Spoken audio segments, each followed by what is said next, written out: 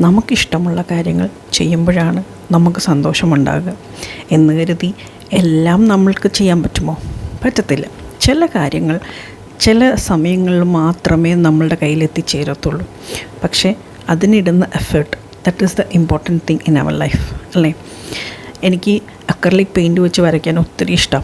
പക്ഷേ acrylic paint വെച്ച് വരച്ച് കഴിഞ്ഞാൽ ടേക്സ് ടൈം, ഒരുപാട് പേഷ്യൻസ് വേണം. അതുകൊണ്ട് തന്നെ ഞാൻ എപ്പോഴും അക്രിലിക് പെൻസാണ് യൂസ് ചെയ്യാറുള്ളത്.